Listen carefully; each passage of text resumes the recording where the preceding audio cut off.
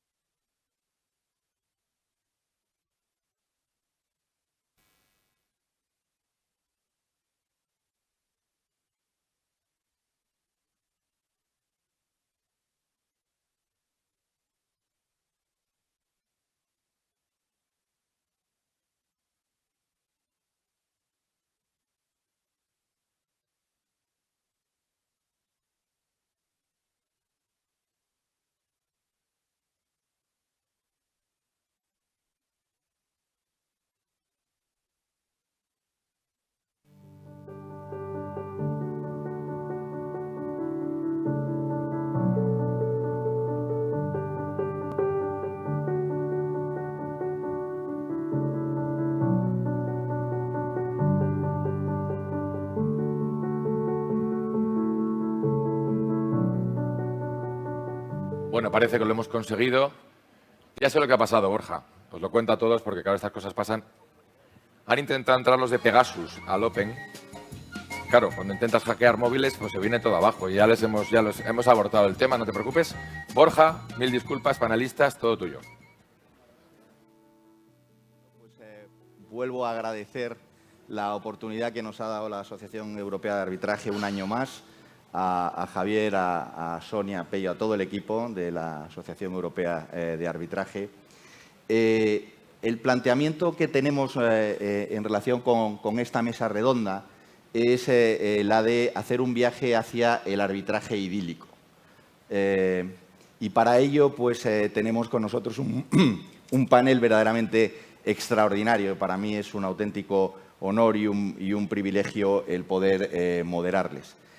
Permítanme decir que no era el plan inicial, no era yo quien tenía que estar aquí, sino Ben Sanderson. Salen todos ustedes perdiendo cuando ven mi calcetín monocolor aburrido, pues cualquiera que conozca a Ben Sanderson se dará cuenta de que han salido perdiendo con el cambio. Intentaré hacerlo lo mejor posible, pero el hecho de que Ben no haya podido estar hoy aquí no desmerece en nada el extraordinario panel que tengo el honor de presentarles. En primer lugar, quiero presentarles a Maribel Rodríguez Vargas, es la Head de International Litigation and Arbitration in Acciona. Por otro lado, tenemos a Fernando Díaz del Barco, director de la asesoría jurídica de SACIR. Tenemos en remoto, no sé si la podremos ver, a Clara Cerdán, que es la General Counsel y directora de la asesoría jurídica del grupo Ferroglobe, también fundadora y vicepresidenta de Women in the Legal World.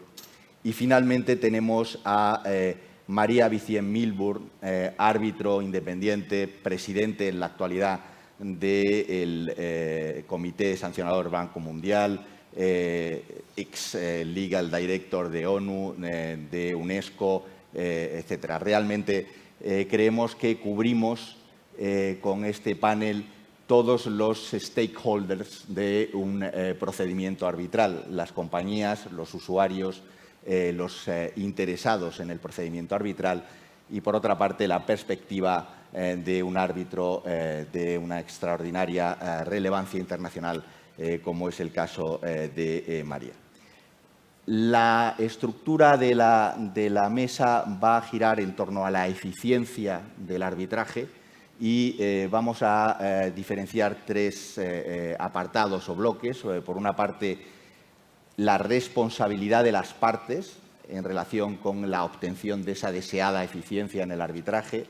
En segundo lugar, haremos algunas reflexiones respecto de cuáles son las herramientas de las que tanto las partes como las cortes y como los árbitros disponen para lograr esa ansiada eficacia.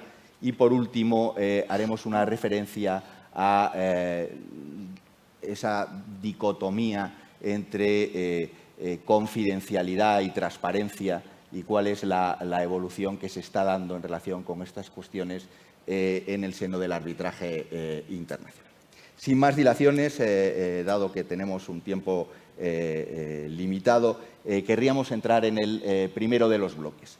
¿Cuáles son las responsabilidades de los stakeholders en relación con la eficiencia en el procedimiento arbitral? ¿Cuál es el rol que tienen las partes para promover esa eficacia en el arbitraje? Maribel. Bueno, en primer lugar, muchas gracias a la Asociación Europea de Arbitraje y a toda la organización, a Javier, Sonia, etcétera, por darnos esta oportunidad hoy. Las opiniones que voy a manifestar, evidentemente, son opiniones personales de Maribel Rodríguez, a día de hoy, 5 de mayo, y bueno, pues entendidas en ese contexto, de acuerdo, y no ascribibles a la compañía en la que ejerzo, ¿no?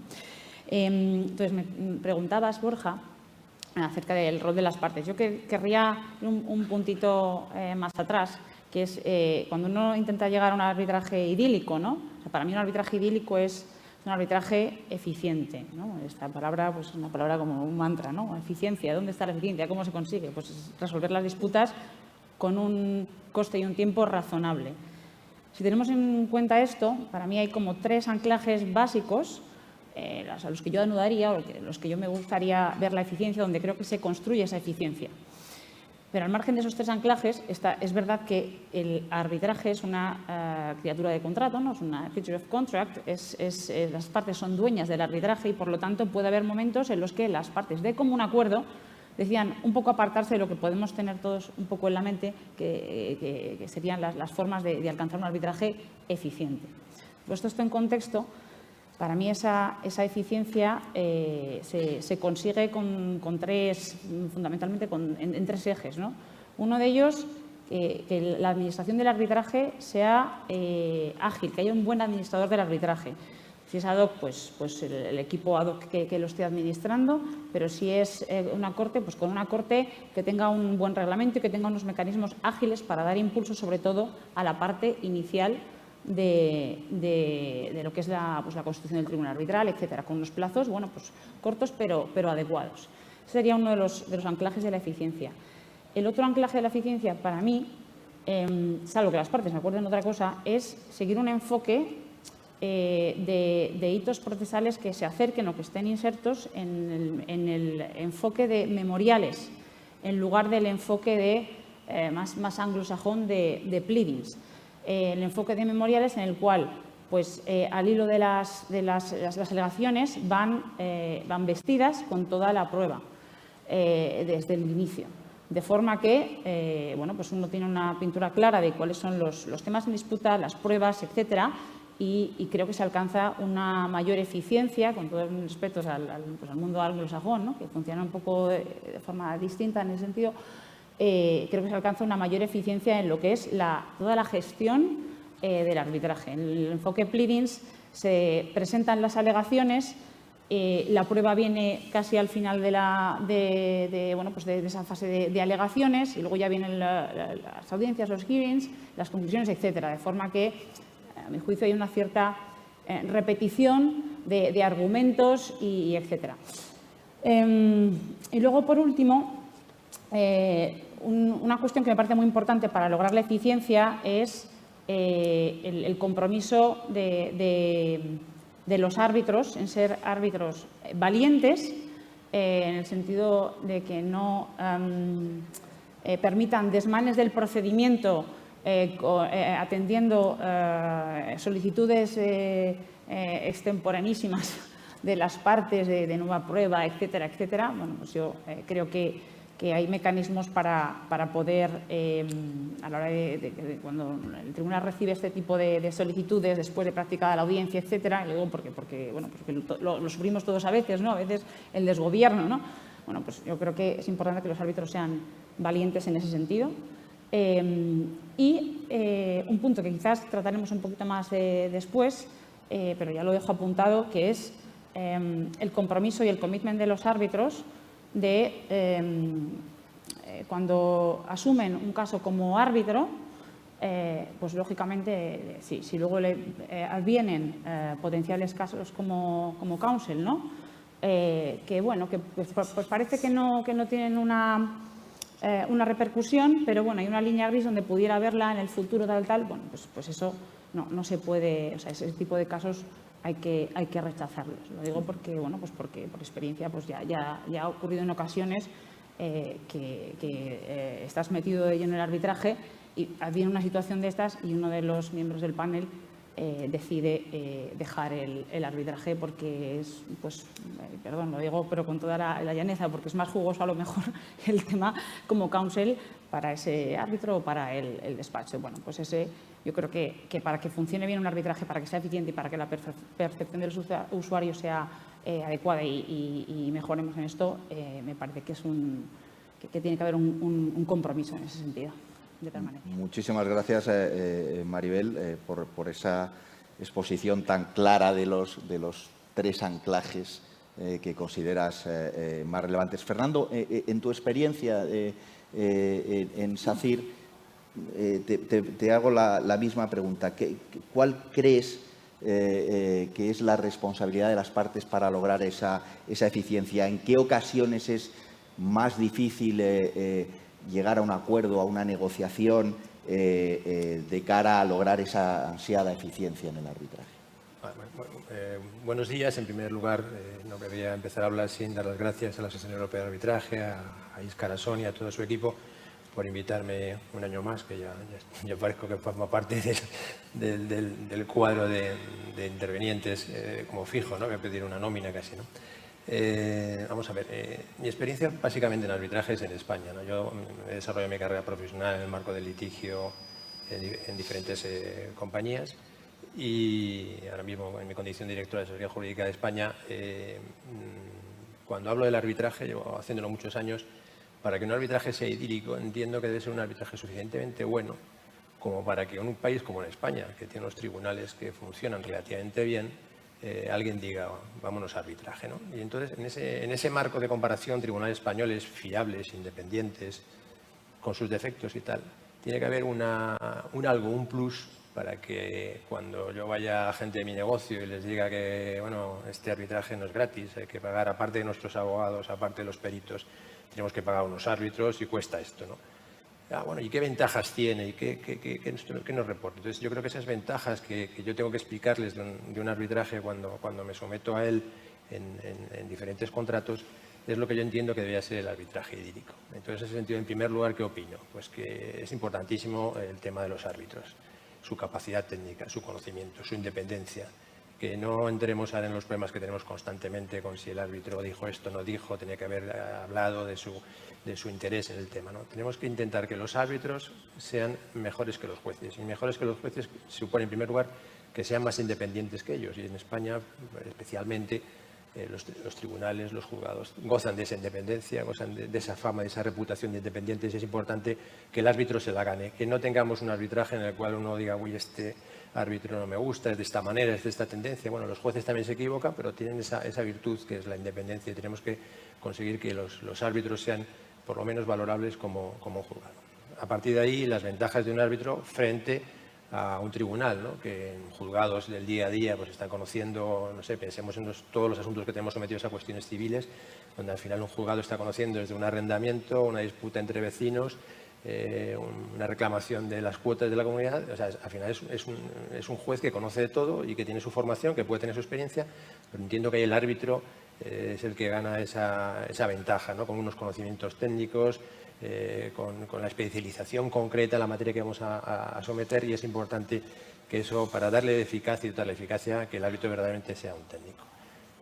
Estamos siempre, la elección del árbitro, mirando, a nosotros personalmente es una cuestión que nos preocupa y que lo miramos y lo remiramos y tal, y al final uno ve que hay gente que dice que es experta en construcción y no es experta en construcción. O sea, es experta en construcción, pero yo por lo menos quiero que el árbitro sea tan experto en construcción, por lo menos como puedo ser yo, y que no nos encontremos con que a veces flojeen en ese sentido, ¿no? Es importante esa capacidad técnica, ese conocimiento, en el caso concreto de construcción, pero cualquier otra materia que sea verdaderamente un experto, ¿no? Porque a veces hay árbitros que pueden ser buenos árbitros en general, con capacidad de trabajo, con conocimientos jurídicos, pero que no conocen la materia, ¿no? Y esa es otra de las cosas que hace que el arbitraje pueda ser eficaz, porque ya ha conocido el asunto un árbitro o un tribunal arbitral que verdaderamente sabe que estamos hablando con diferencia de un juez, ¿no? Eso es fundamental. ¿Cómo podemos ganar la eficacia? Pues la eficacia la podemos ganar con la flexibilidad que tiene un procedimiento arbitral frente al juzgado, encasillado en su ley de enjuiciamiento civil o en otra ley procesal, donde marca los caminos que debe seguir, ¿no? Aquí la ventaja es la posibilidad de determinar el camino procesal. En un caso concreto, qué pruebas necesitamos, cómo podemos llegar a obtener la verdad que pueda servir para dictar un laudo acorde con la justicia.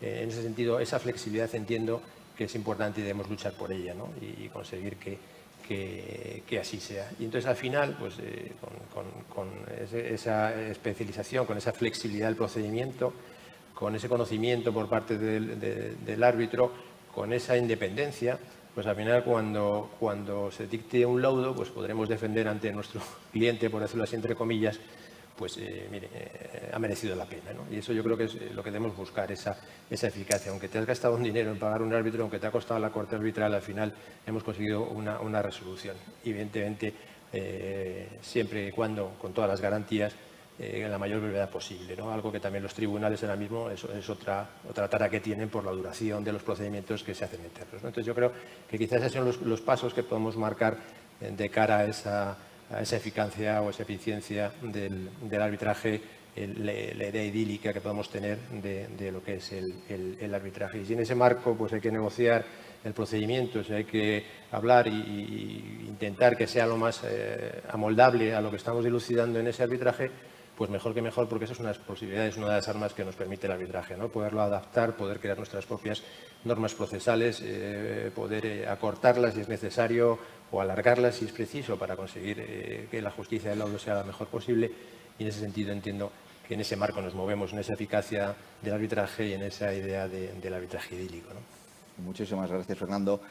Clara Cerdán no está aquí porque le ha surgido un viaje al extranjero. Creo que está conectada desde el aeropuerto. Me ha parecido verla hace un minuto. O sea que desde un aeropuerto hasta otro aeropuerto, Clara, por favor, si nos puedes dar tu opinión acerca de qué herramientas pueden ser utilizadas por las partes interesadas para lograr esa ansiada eficiencia.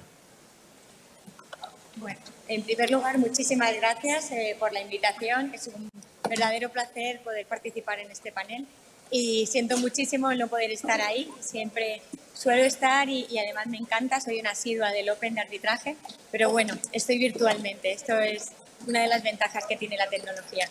Y bueno, pues ya que estamos escribiendo nuestra carta de los Reyes Magos, ¿no? Y estamos en el panel de Arcadia, que es del mundo ideal, pues sí que ahí me gustaría incidir. Por supuesto, suscribo cada uno de los comentarios que han ido haciendo los distintos panelistas, pero también creo que eficiencia está ligado con seguridad jurídica y no utilizar maliciosamente el procedimiento para demorarlo. Eso lo he vivido en un arbitraje bueno, que hemos tenido en Terra Atlántica y es yo creo que uno de los arbitrajes más largos de la historia. Llevamos más de 12 años con él, entre el arbitraje en sí mismo, el procedimiento y luego la ejecución del laudo. Y claro, es muy desalentador acudir a un arbitraje cuando se supone que una de las cosas que buscas es precisamente mayor eficiencia y sin embargo, bueno, pues es lo que no hemos conseguido porque torticeramente, esto ha sido en Brasil, se ha utilizado herramientas jurídicas, pero de alguna manera maliciosas, que lo único que han hecho ha sido dilatar el procedimiento, ya os digo, tanto en lo que es la fase del procedimiento arbitral en sí mismo como en la fase de la ejecución del laudo. Así que, en ese sentido, tratar de que ahí el árbitro o los árbitros sean muy cuidadosos y traten de, bueno, pues de castigar, ¿no? De que haya consecuencias serias ante cualquier uso malicioso del procedimiento legal. Pues muchísimas gracias, Clara, y esto nos da la entradilla para conocer la perspectiva de un árbitro internacional. María, ¿qué herramientas, cómo tratas de entender los requisitos, los deseos de las partes en el procedimiento arbitral? Muchas gracias, Borja. Muchas gracias a Javier Íscar y a los organizadores del Open por haberme invitado a participar. Quiero explicar de antemano que aunque ahora hace unos años que trabajo como árbitro internacional, fui usuaria de arbitraje por lo menos durante 20 años. Entonces, tiendo a ver todas estas cuestiones estrictamente desde el punto de vista del usuario, de las partes, y soy excesivamente respetuosa de la posición de las partes. Quiero recordarles el artículo primero del reglamento de UNCITRAL, que dice exactamente que son las partes quienes acuerdan el litigio, que entre ellas se dimane, y el conflicto se resolverá conformemente al reglamento, y cito, con sujeción a las modificaciones que las partes pudieran acordar. No hay que olvidarse nunca de que el arbitraje es un party-driven process, como decimos en inglés. Hay una cierta expectativa que el árbitro actúe de una manera proactiva para promover un procedimiento eficiente. Yo estoy de acuerdo con ello, con ciertas reservas que vamos a discutir después. Y en este sentido quiero recordarles que hace 3 semanas estuve en una conferencia de la Comisión de Arbitraje de la CCI, donde habló Claudia Salomon, la nueva presidenta de la CCI, y dio un excelente discurso que recomiendo que lean. Y se refirió primero a las herramientas de las cuales dispone el árbitro según el reglamento de la CCI, no voy a entrar en detalles. Se refirió, por ejemplo, a la posibilidad que tiene ahora el árbitro de recomendar una transacción o de sugerir la incorporación de una mediación. Pero el punto más importante y que quiero primero dar ahora es que ella considera que la orden procesal primera, the first procedural order, ella la califica como un living document, un documento vivo, viviente, activo, que hay que modificar durante el curso del proceso en las Case Management Conferences con la participación activa de las partes. Porque el punto es el involucrar a las partes en el proceso para hacerlo más eficiente, lo cual no simplemente ocurre. Gracias, Borja. Muchísimas gracias, María. ¿Quién, en tu opinión, tiene esa responsabilidad de poner las herramientas para lograr esa eficiencia? En mayor medida, las partes del procedimiento, el tribunal arbitral, la Corte, ¿es una responsabilidad compartida? Bueno, es compartida. Los árbitros no pueden actuar de manera pasiva cuando se trata de procedimiento. Se les ha nombrado por su experiencia, por su idoneidad y deben aportar esos elementos al proceso. Pero deben ser siempre conscientes que quienes, y vuelvo a lo primero, quienes han elegido el arbitraje son las partes y que las partes deben cooperar a un proceso eficiente. Y aquí también vuelvo de nuevo al reglamento de un CITRAL, y me refiero a un CITRAL porque es la base, el model law, etcétera, etcétera, donde el artículo 17 que especifica que el tribunal puede dirigir el arbitraje del modo que considere apropiado, siempre que se trate a las partes con igualdad y que en cada etapa del procedimiento se les dé una oportunidad razonable de hacer valer sus derechos. Vale decir, el árbitro, que es un proveedor de servicios en realidad y es en la práctica quien define el procedimiento tras consultar a las partes, no puede nunca olvidar que es la voluntad de las partes la que prevalece durante todo el proceso. Entonces hay que mantener un equilibrio entre un proceso eficiente y mínimamente costoso y evitar la anarquía procesal. A mí me gusta mucho en el arbitraje CCI la primera acta de emisión que constituye una síntesis de las pretensiones de las partes y las normas aplicables. No voy a entrar aquí en más detalles de lo que se pone en el acta de emisión, pero es muy importante porque facilita la conducción del litigio y evita que el tribunal se pueda pronunciar con exceso de jurisdicción o que no ejerza su jurisdicción. Es como una hoja de ruta, tiene una naturaleza orientadora.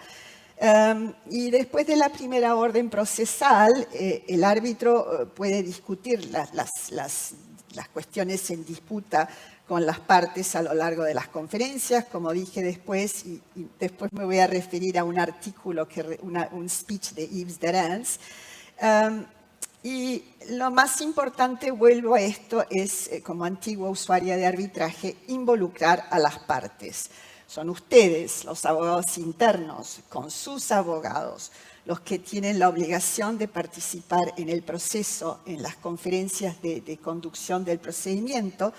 El papel de los abogados internos en las empresas ahora es cada vez más importante. No se descarta que participe también la parte financiera de la empresa. Y Claudia Salomon, en este mismo speech al que me referí antes, mencionó justamente un incidente donde ella como árbitro tuvo que suspender la Case Management Conference porque los abogados no se ponían de acuerdo y dijo, yo me voy, que lo resuelvan las partes. Cerró la conferencia y estaban ahí aparentemente los abogados internos de la empresa y en 5 minutos quedó la cuestión resuelta porque era una cuestión de plazos, los abogados se peleaban si no hubiera dado a las partes la posibilidad de participar, eso hubiera continuado con escritos y demás. Y cito también una guía que publicó la CCI para In-House Counsel, y hice una traducción yo, así que no, espero que esté correcta. Cada parte conoce sus procesos internos, el valor de la transacción, los riesgos que incurre y es su bolsillo, it's their pocket. La parte es quien está en mejor situación de decidir cuál es el nivel de riesgo que quiere aceptar y cuáles son las decisiones estratégicas que quiere tomar. Después, sí. Muchísimas gracias, María. Clara, nos has hecho referencia a una mala experiencia en un procedimiento arbitral. Hablabas de una duración extraordinaria, 12 años. Yo nunca había visto una cosa igual. Te querría preguntar cómo podía haberse evitado esa situación desde el punto de vista de la intervención de las partes. ¿Había algún tipo, fue como consecuencia de un mal funcionamiento por parte del árbitro o árbitros? ¿Fue como consecuencia de la actitud de las partes o de alguna de las partes? ¿Y qué remedio podía haberse implementado para solucionar este problema? Pues no, es una pregunta muy interesante. Yo entiendo que los árbitros estaban bastante maniatados, ¿no? Y tenían poca capacidad de maniobra, en tanto en cuanto se estaban utilizando todas las armas legales, pero siempre con una finalidad maliciosa y torticera y claramente dilatoria. Entonces ahí es donde yo quizás sí que haría un pequeño reproche, ¿no? o una apelación hacia la intervención de los árbitros. En el momento en el que se ve que las partes claramente lo que buscan es esa dilación del procedimiento de manera maliciosa, ahí es cuando pienso que el árbitro tiene que intervenir y de alguna manera, y siempre dentro del procedimiento de la legalidad, tiene que reconducirlo, porque lo que no puede dar lugar es a tener un procedimiento tan largo que, como bien has dicho, pues es de los más largos que a lo mejor has podido escuchar, y yo desde luego es el más largo que he vivido nunca, ¿no? Un procedimiento arbitral de 12 años, donde todavía el laudo lo estamos intentando ejecutar y no está siendo posible, verdaderamente genera mucha inseguridad y también muchas suspicacias con respecto a los procedimientos arbitrales. Fernando, Maribel, ¿podéis darnos una breve referencia si habéis tenido algún tipo de experiencia similar a la de Clara y qué tipo de mecanismo de resolución habéis podido aplicar en ese momento, si tenéis alguna experiencia similar? Bueno, alguno ha durado más de lo que hubiésemos deseado, pero en general yo creo que la experiencia, la mía personal, llevando pleitos de empresa, ha sido la rapidez y la agilidad en esos arbitrajes, que al final ha sido una de las cosas buenas de ese arbitraje. No tengo personalmente una experiencia dilatada que al final es un obstáculo constante, ¿no? Te diría casi que en proporción tuve un arbitraje relativamente de muy poca cuantía que dio más guerra que ninguno, ¿no? Que me tiré 2 años con una cuestión que posiblemente un tribunal hubiese resuelto en 6 u 8 meses, ¿no? Y ese tema se enrareció. Pero yo creo ahí, no sé, yo quería, en ese caso creo que completamente fue un poco culpa del árbitro, ¿no? Que accedía a todo. O sea, nunca, yo decía, tenías que pasarte un día por los juzgados, los jueces no nos admiten prácticamente nada y él admitía todo, y la otra parte venga a torpedear, y creo que sería interesante hacer esto y lo otro, y va añadiendo pruebas y todo sí, y al final, bueno, pues eso se dilató en el tiempo en exceso, ¿no? Pero bueno, ahí todos somos un poco responsables, ¿no?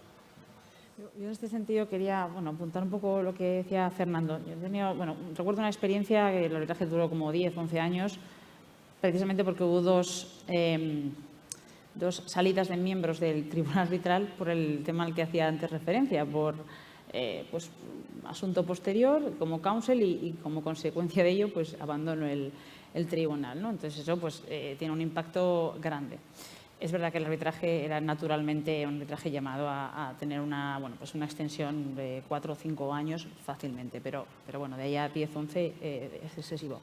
Pero sí que creo que la gran parte de la clave está, como decía María, en la orden procesal Y ahí todos somos responsables, evidentemente.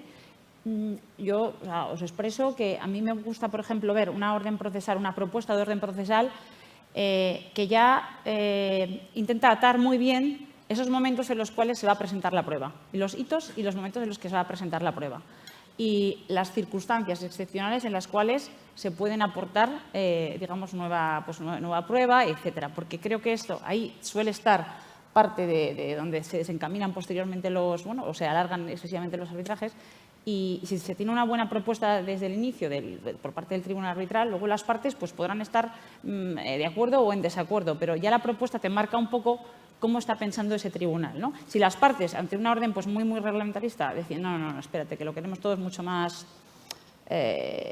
laxo, ¿no? Pues para que tenga entrada distintas cosas, bueno, pues estupendo, pero si ya de entrada tenemos una orden que está muy trabajada y muy atada en ese sentido, creo que eso facilita que el procedimiento esté muy ordenado después. Muchísimas gracias, Maribel. María, hemos oído antes a Maribel cómo reclamaba unos árbitros valientes, también una petición similar por parte de Clara y de Fernando. Desde el punto de vista de un árbitro, ¿cómo puedes resolver ese aparente conflicto que hay entre el derecho de defensa de las partes y la expectativa a un proceso eficiente, rápido? Bueno, es una pregunta muy difícil de contestar, pero me voy a referir primero a mí, lo que yo pienso un poco, y después a un artículo que ha sido publicado recientemente de un discurso que dio Yves Derens en el Instituto de la CCI y que es muy pertinente porque toma algunos puntos a los que se ha referido Maribel, por ejemplo. Se ha escrito mucho y se habla mucho ahora del famoso due process paranoia, que los árbitros tienen que ser más activos, que tienen que actuar decisivamente, que no toman decisiones porque tienen miedo a que los laudos sean anulados, etc. Primero me refiero brevemente al reglamento de la CCI que enuncia el principio fundamental del due process y que incluye el derecho a la defensa y el derecho a la contradicción. Yo soy excesivamente respetuosa del derecho a la defensa. El árbitro debe ser celoso de que las partes tengan la posibilidad de intercambiar ideas y además tiene que ser celoso de que su laudo sea correcto y no sea anulado. Es claro para mí también, siguiendo lo que dijeron ustedes, que un árbitro tiene la obligación de tomar decisiones si el proceso se convierte en anárquico o si los abogados no actúan correctamente. Puede haber situaciones donde una parte pide múltiples extensiones de plazo que no son correctas. Los plazos ya están establecidos y si no hay motivación no hay por qué darla. Hay partes que piden permiso para corregir los escritos, para presentar nuevas excepciones. Hay árbitros que tienen miedo que permiten la introducción de nuevas demandas cuando no deberían hacerlo, nuevas pruebas. Y anoche me estaba preguntando qué pasaría, por ejemplo, si antes de una audiencia una parte viene y pide que le prosporguen la audiencia porque cambia de abogado. Tiene el tribunal la obligación de acordar eso, cómo se maneja esa situación. Es muy difícil, pero estoy totalmente de acuerdo con Maribel que el árbitro debe tener el coraje de tomar una decisión que permita que el proceso continúe de acuerdo a lo acordado de una manera eficiente y ordenada y también para reducir el costo. Vuelvo ahora al segundo punto, que es cómo puede el árbitro hacer que el proceso sea más eficiente. Y aquí me refiero a este artículo que publicó Yves Derens en la Revue de l'Arbitrage reciente del año 2021. Es un artículo que se llama Une nouvelle approche de la procédure arbitrale internationale. ¿Cómo encaramos el procedimiento ahora? Derens es muy crítico del status quo del arbitraje en este momento. Considera que es un proceso estandarizado. Y repito, por favor, vayan al artículo porque no quiero misrepresent lo que dice Derens. A su juicio, hay que adaptar las reglas del procedimiento a cada litigio. No se puede tratar todos los litigios de manera estándar. Hay que ser flexible, proactive. Y él considera que los árbitros, únicamente después de haber recibido el segundo round de pleadings, los segundos memoriales, están en condiciones de determinar cuáles son las principales cuestiones que hay que resolver en el proceso y fundamentalmente cuáles son los hechos que hay que probar. Si no, es imposible, o no es imposible, pero es difícil determinar cuáles son las cuestiones que el tribunal va a regular. Entonces, él sugiere, hace una sugerencia que la pongo para ustedes y para el público, que cuando se recibe el segundo round of pleadings, los árbitros hagan una especie de informe, que preparen un informe para presentar a las partes, en las cuales se identifiquen los main issues que hay que discutir en el proceso, que eso se ponga a un Case Management Conference, que se discuta con las partes y que entonces el tribunal guíe a las partes sobre lo que hay que hacer al inicio del proceso, haciéndolo tailor-made para ese proceso, y eso considera él que puede resultar en un proceso más eficiente. Entonces dice, sugiero que los árbitros, y lo cito, abandonen la postura de esfinge y establezcan para las partes un informe preliminar que contenga un resumen del litigio, una lista de los hechos que no están en disputa para evitar prueba después que no tiene sentido, una lista de las cuestiones jurídicas a decidir y una lista de los hechos que se deben probar.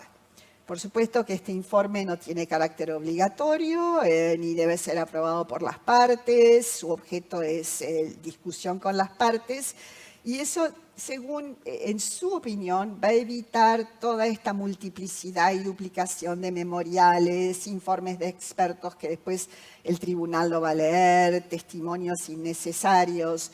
Y cuenta en el artículo que después de haber dado este speech en una orden procesal en uno de sus arbitrajes, una de las partes pidió que se incorporara la siguiente frase: el tribunal indicará a las partes los puntos que desea que las partes traten en los escritos memoriales futuros, por supuesto, estando libres las partes de tratar cualquier otro punto, vale decir, admitiendo la voluntad de las partes. Esta es la posición de Derens. Yo creo que es muy válida y creo que va en el sentido que tú dijiste, Maribel, que prefieres que todo se presente antes y no a lo largo del proceso. Pero bueno, como digo, les recomiendo que lean el artículo, que es muy interesante y acaba de ser publicado. Muchísimas gracias, María. Vamos a pasar al segundo bloque. Soy muy consciente del poco tiempo que nos queda, con lo cual os pediría la mayor síntesis posible. En relación con las herramientas de las que disponemos para lograr esa ansiada eficiencia, una de ellas, más allá de las tailor-made que se puedan diseñar para cada procedimiento concreto, hay una con carácter genérico, que es la existencia del procedimiento abreviado, previsto en el artículo 30 y en el apéndice 6 del reglamento CCI. Hay una serie de estadísticas CCI que hablan de la cada vez mayor utilización de este tipo de procedimiento para la sustanciación del procedimiento, con la simplificación que conlleva en sí el procedimiento, la posibilidad de que solo se presenten los escritos de alegaciones de las partes, que no haya celebración de audiencia, que la valoración de la prueba se circunscriba exclusivamente a lo que aportan las partes en esos escritos. ¿Cuál sería vuestra posición respecto a la utilización de esta herramienta que se nos propone para lograr una mayor simplificación del procedimiento arbitral, en vuestra experiencia? Maribel. No He tenido una experiencia concreta de tener un procedimiento abreviado en este sentido, la verdad, pero mi posición es que me parece un elemento útil, una herramienta útil, especialmente cuando, bueno, pues cuando las disputas son eminentemente jurídicas y no hay necesidad de prueba, una cuestión de interpretación contractual que no tiene mucha más prueba que la documental, por ejemplo. Y en ocasiones en las que haya, pues, que sean reclamaciones pues, pequeñas, ¿no? En este sentido, a veces cuando hay una reclamación, digamos, que aglutina muchas reclamaciones, vemos cómo en las audiencias se discuten las big claims y las small claims, digamos, se adopta un protocolillo, por así decirlo, un cierto protocolo de que se agrupan y a veces que sigan la suerte proporcional de X otras reclamaciones a las que se asemejan, ¿no? Bueno, pues esos son también otros mecanismos de eficiencia. Sí, bueno, yo un poco enlazando con lo que dice Maribel, evidentemente, cuando sean cuestiones evidentemente jurídicas, asimilable a lo que ocurre en la audiencia previa, que cuando se están discutiendo solo cuestiones de derecho se puede pasar directamente a sentencias sin celebrar el juicio, evidentemente también se podría aplicar en el derecho arbitral. Evidentemente, el procedimiento abreviado, creo recordar que estaba previsto para asuntos de una cuantía en torno a inferior a 2 millones, 3 millones, 2 millones de euros, de dólares. Bueno, yo en los procedimientos en los que normalmente suelo meterme, pues hay muchas pruebas, hay muchos informes periciales, es importante quizás ese careo entre los peritos. Bueno, yo haría un híbrido, ¿no? Quizás no complicarlo mucho, pero quizá algo de prueba se podría flexibilizar ese procedimiento abreviado. Pues yo qué sé, me parece bien que haya un árbitro a lo mejor, pero que no haya a lo mejor testigos, porque en definitiva estamos dilucidando en temas de construcción, temas técnicos, que no haya un exceso de peritos, que bueno, pues un perito por cada parte y que por lo menos se les oiga a los peritos y que aclaren y que haya ese careo, ¿no? Por ejemplo, puede ser soluciones mixtas, partiendo de ese procedimiento abreviado, hay soluciones que pueden ser muy prácticas y que las flexibilizaría, ¿no? Y puede ser interesante de cara al futuro. Sí, Clara, la misma pregunta para ti. ¿Estarías dispuesta, interesada en utilizar ese procedimiento abreviado en algunas circunstancias? Y estoy pensando no solamente en reclamaciones de cuantía reducida, 2-3 millones de dólares, como se establece en el reglamento, sino para controversias en las que precisamente la disputa no sea excesivamente compleja desde el punto de vista probatorio o se circunscriba a una disputa de naturaleza estrictamente jurídica. ¿Estaríais dispuestos a utilizar en vuestra experiencia este tipo de procedimientos? Creo...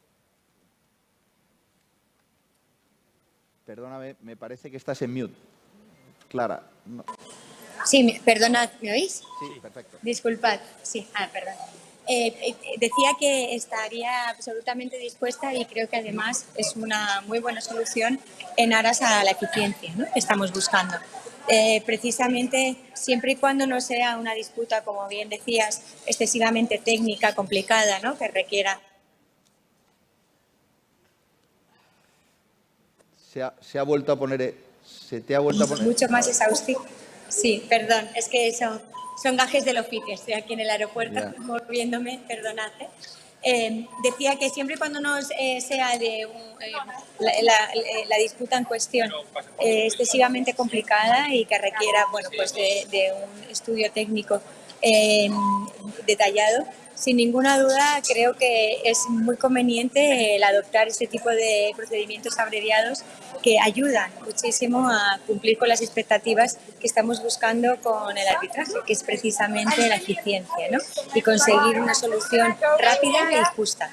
Así que soy en ese sentido una total prescriptora tanto de los arbitrajes, y eso lo quería decir porque igual he empezado por lo negativo y desde luego no va nunca con mi carácter, porque siempre voy en tono constructivo, y máxime porque soy una absoluta prescriptora de los arbitrajes. Eso es lo que, dentro de las dificultades y a pesar de haber encontrado el arbitraje más largo de la historia, sí que es lo que más seguridad me da, sobre todo en determinadas jurisdicciones donde no conozco bien bueno, el procedimiento judicial ordinario, y sobre todo no me da mucha seguridad tampoco el procedimiento judicial ordinario. En ese sentido, solamente decir que el procedimiento abreviado es una herramienta súper útil que creo que aporta precisamente ese valor añadido que estamos buscando con los arbitrajes. Por tanto, prescriptora total de los arbitrajes y del procedimiento abreviado, siempre y cuando el conflicto, la cuestión, el litigio lo permita. Muchísimas gracias, Clara.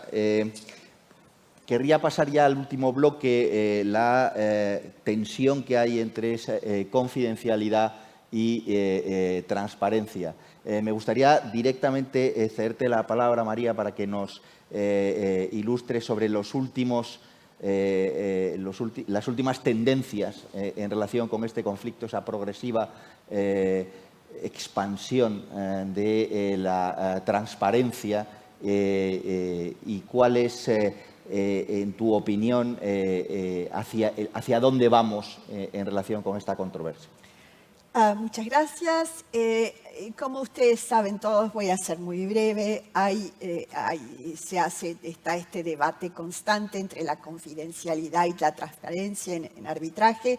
Para mí es claro que en arbitraje comercial la confidencialidad es uno de los elementos más atractivos del arbitraje. Y se mencionó antes uno de los estudios de Queen Mary, en otro panel creo, un estudio de Queen Mary hizo recientemente un estudio sobre esto.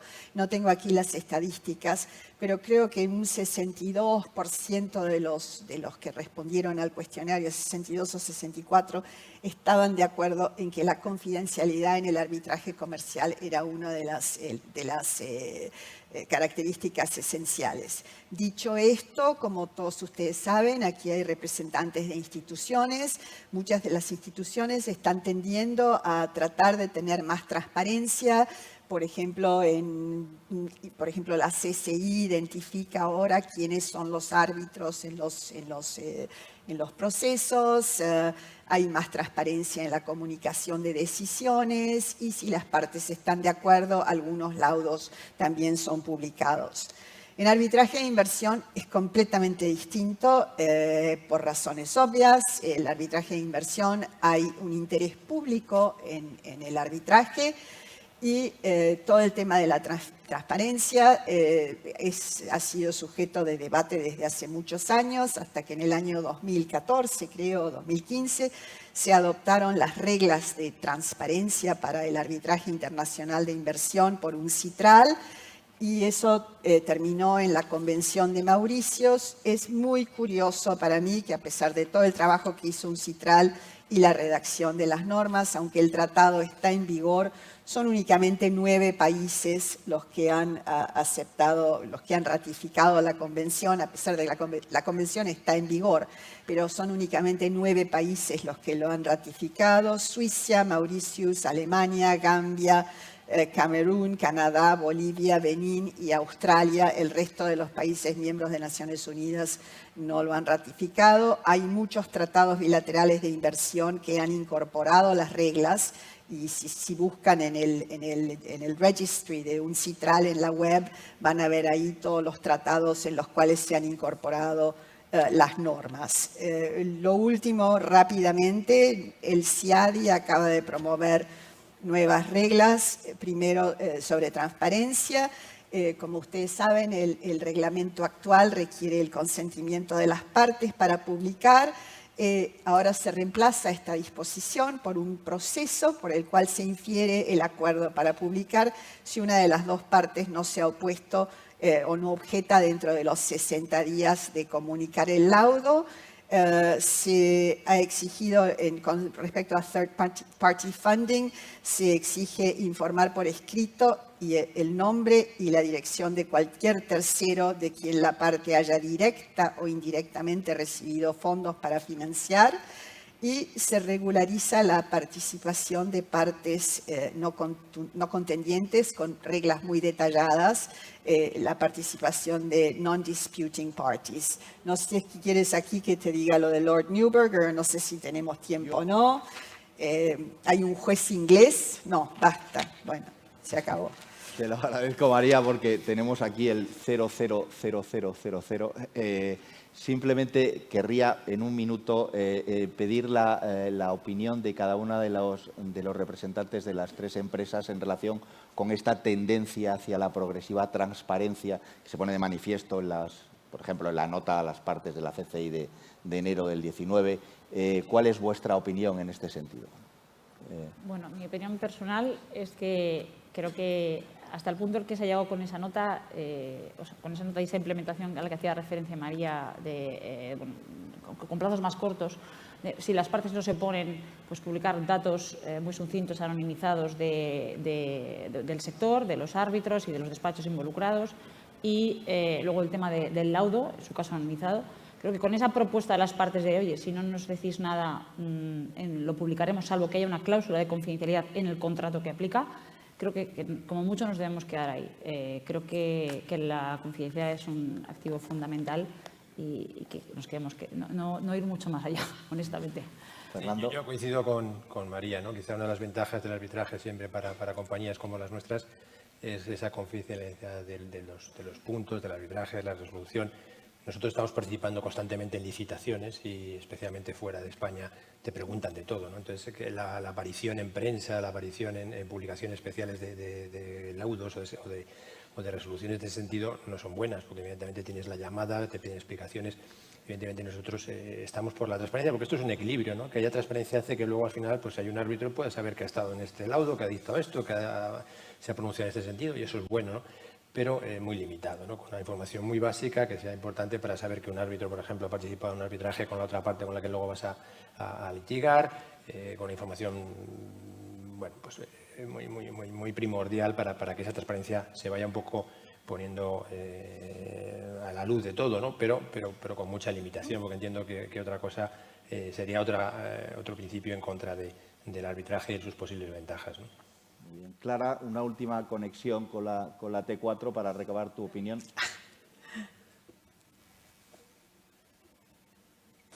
Sí, perdona, ya estoy.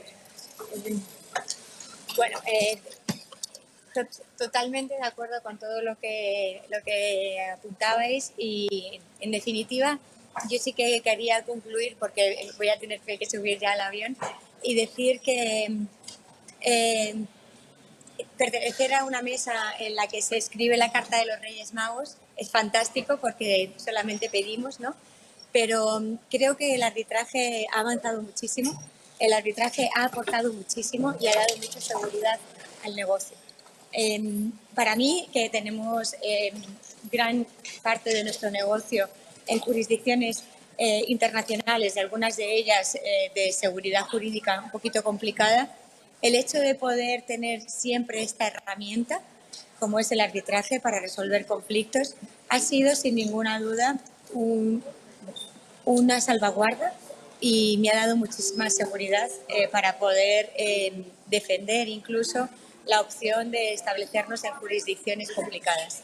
Así que simplemente decir que tenemos que seguir mejorándonos, tenemos que seguir perfeccionando el arbitraje para que cada vez esté más hecho a medida para las empresas y para las partes y para la justicia, que es lo que se trata de buscar.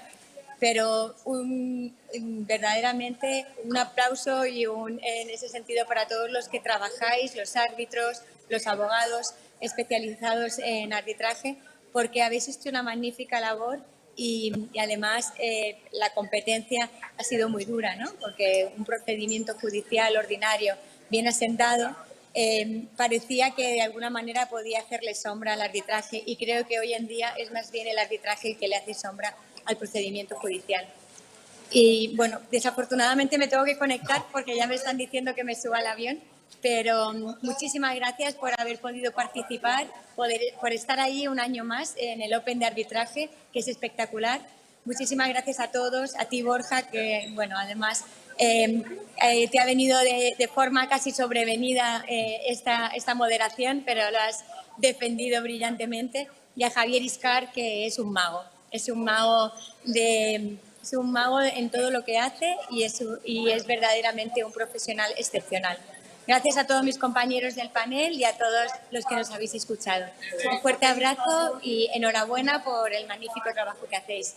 Hasta luego. Gracias. Pues no hay más palabras, simplemente con esto despedimos nuestra mesa. Muchísimas gracias a todos.